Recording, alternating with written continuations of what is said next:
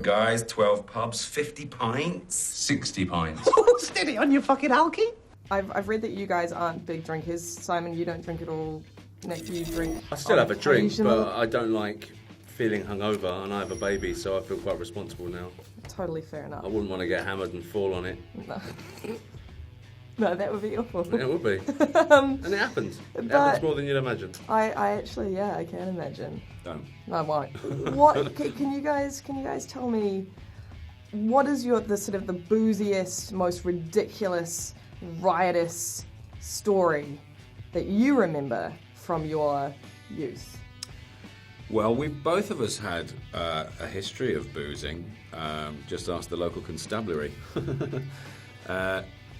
Separately, I remember times as a youth. I remember drinking a lot of homemade beer at my friend's house and walking across to the next village to try and go to a party that was all girls, and then Mark Simpson punched a fence.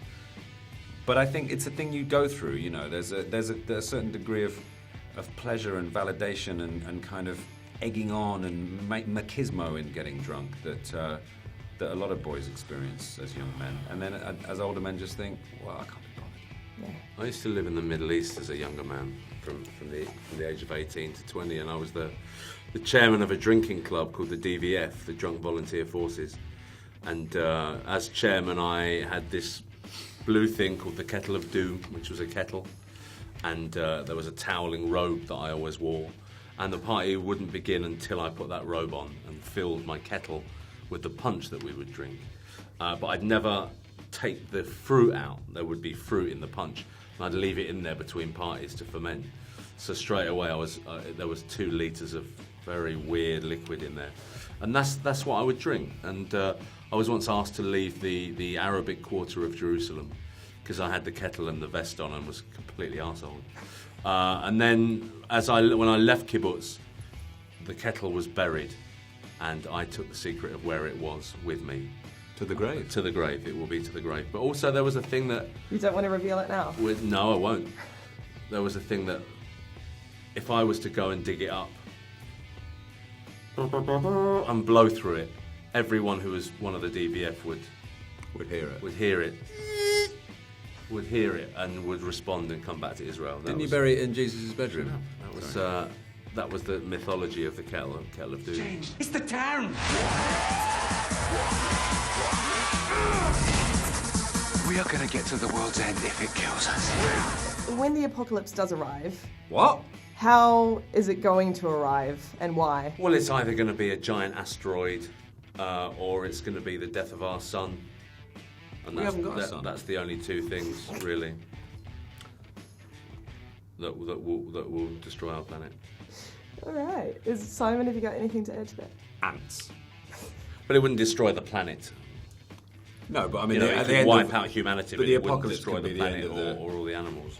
The apocalypse can be the end of an extinction, can't it? I took from your question was the end of our planet. Oh, that's going to... And I hate the fact that it will... Of course it will. Well, it will get sucked up by the sun exploding. Yeah.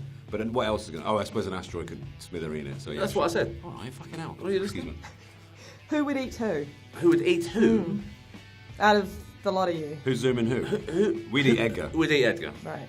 I think so. Simon and Nick have already decided that they're going to eat me. Yeah. That's what they said, so Yeah. I'm glad that... Nick's a good chef. Yeah. Simon's got no meat on him. He's all like 0 body fat now, so I'm done for. I'd be too bitter. Yeah. Is there one movie that you sort of wish, because obviously you're a lover of movies, is there one movie that you sort of think, in the whole of history, damn, I wish I'd made that? It's tricky because the thing is that with most of those movies, like, you think that, like, I love 2001, but I don't want to see my version of 2001. Like, I want to see the one they already made.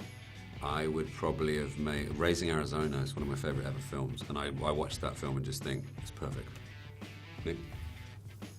Maybe Grease. It's an unexpected answer from you. I don't know why. What do you expect? I don't know why You don't know me, lady. I guess I don't. There's something of the Sandy about you today, though, Lucy. Oh, You're wearing really? a leather It's the jacket. leather. Oh, maybe that's it. Bit the leather. Dirty Sandy, though. Dirty Not Sandy. preppy Sandy. Yeah, Naughty not one. when she goes nerdy and Yeah, When she comes naughty back, and- but she doesn't quite know because she's like, "What do I do with my cigarette?" And then You know, I always think that after they flew away in the car, she'd be like, well, what do I do now? They lost me there. Why the When flying car? the car flew away. What the fuck? Oh, I thought they all died.